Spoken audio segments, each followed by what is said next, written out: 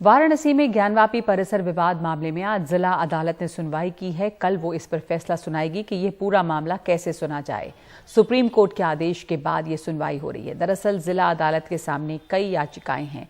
एक याचिका 5 महिलाओं की है जिनका कहना है कि उन्हें मस्जिद के भीतर श्रृंगार गौरी की रोज पूजा करने की इजाजत दी जाए। इस याचिका को रद्द करने की मांग मुस्लिम पक्ष ने की है। वो 1991 के पूजा स्थल एक्ट का हवाला दे रहा है। सुप्रीम कोर्ट ने कहा है कि पहले यही तय हो कि इस कानून के तहत सुनवाई होनी चाहिए या नहीं।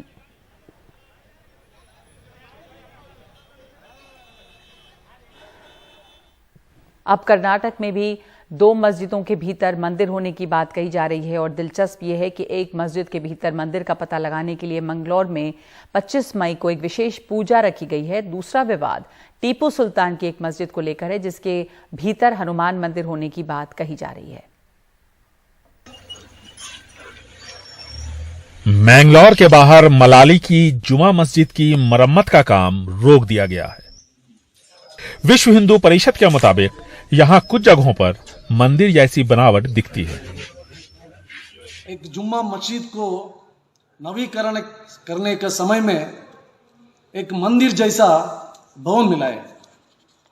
वो भवन का शैली और भवन का स्ट्रक्चर और भवन में मिल गया एक खम्भ, उसको देखने के बाद पता चलता है वो एक प्राचीन हिंदू मंदिर है। हंगामा खड़ा हुआ और मामला अदालत तक जा पहुंचा। अदालत ने फिलहाल मरम्मत का काम रोकने का आदेश दिया। यहां से कुछ दूर मैसूर के पास श्रीरंगापट्टनम में हिंदू संगठनों ने जिला अधिकारी से मांग की कि उन्हें टीपू सुल्तान की बनाई हुई जुमा मस्जिद में पूजा करने की इजाजत दी जाए, क्योंकि इनके मुताबिक हनुमान मंदिर को तोड़कर जुमा मस्जिद बनाई गई थी। मस्जिद का निर्माण पूर्णिया पंडित की देखरेख में हुआ और हिंदू इस्लामिक आर्किटेक्चर की यह मस्जिद एक मिसाल है और इसलिए इसमें कहीं कहीं देवी देवता भी आपको मिलेंगे।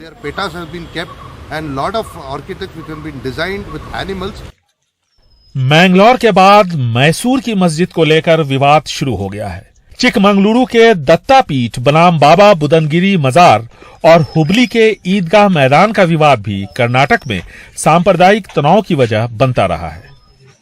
दत्तापीठ बाबा बुदनगिरी विवाद कर्नाटक में पुराना है, हुबली के ईदगाह मैदान की तरह। अब चूंकि देश भर में अभियान चल रहा है मस्जिदों के अंदर मंदिर तलाशने का, ऐसे में कुछ दक्षिणपंथी संगठन चाहते हैं कि इस लिस्ट में 2 मस्जिदों का नाम और शामिल किया जाए।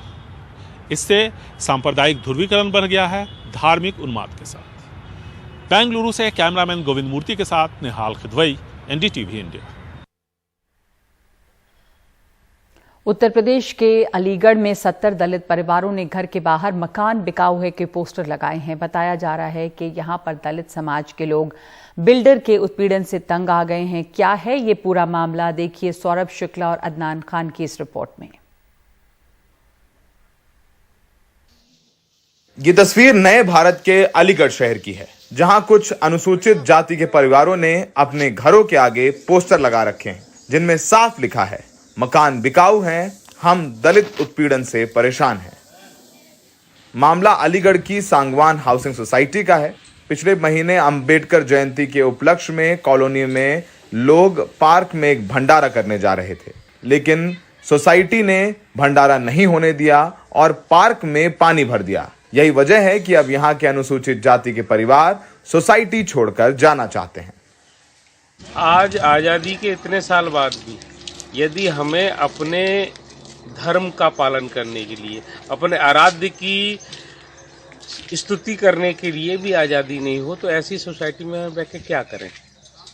हम आज कहने को उन्नत हो गए हैं, देश यहाँ पहुँच गया, वहाँ पहुँच गया, लंबी चौड़ी बातें हो रही हैं, लेकिन वास्तव में क्या है। जब खबर स्थानीय अखबारों में छपी तो पुलिस की नींद टूटी। अब पूरे मामले को बातचीत करके सुलझाने की कोशिश की जा रही है। मौके पर पुलिस और प्रशासन की टीम पहुंची है और दोनों पक्षों से वार्ता कर समस्या जानकारी की जा रही है तथा उसका निराकरण का प्रयास किया जा रहा है। मौके पे शांति व्यवस्था कायम है तथा किसी प्रकार की कोई बात अभी नहीं है।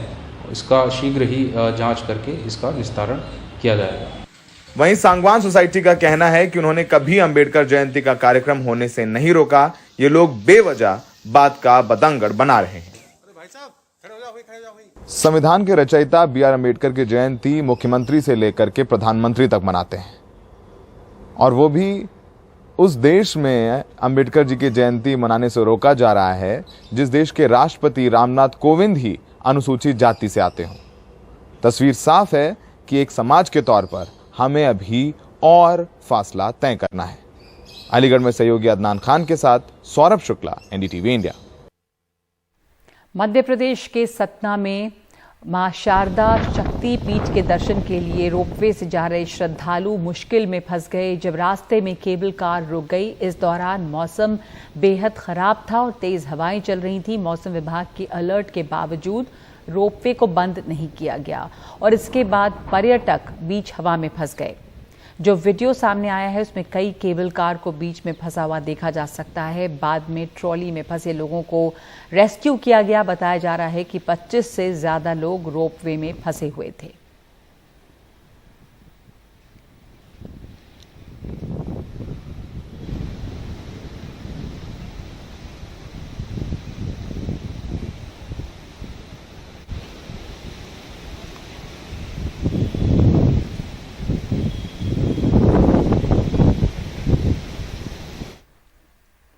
अमेरिका, जापान और ऑस्ट्रेलिया के साथ क्वाड सम्मेलन में हिस्सा लेने के लिए प्रधानमंत्री मोदी टोक्यो पहुंचे हैं। वहां पर एयरपोर्ट पे उनका जबरदस्त स्वागत हुआ। इसके बाद उन्होंने विभिन्न कार्यक्रमों में हिस्सा लिया है। प्रधानमंत्री जापान के बड़े कारोबारियों से भी मिले हैं। इसके बाद प्रधानमंत्री मोदी ने यहां पे भारतीय समुदाय को संबोधित किया है और कहा है कि भारत की विकास यात्रा में जापान की भूमिका बहुत महत्वपूर्ण है।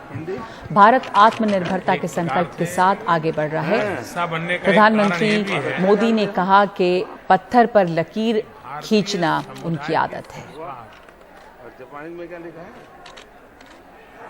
समावेशक रहे। हम आत्मनिर्भरता के संकल्प के साथ आगे बढ़ रहे हैं। संस्कार मिले हैं। जिन जिन लोगों ने मुझे गढ़ा है उसके कारण मेरी भी एक आदत बन गई है। मुझे मक्खन पर लकीर करने में मजा नहीं आता है, मैं पत्थर पर लकीर करता हूं।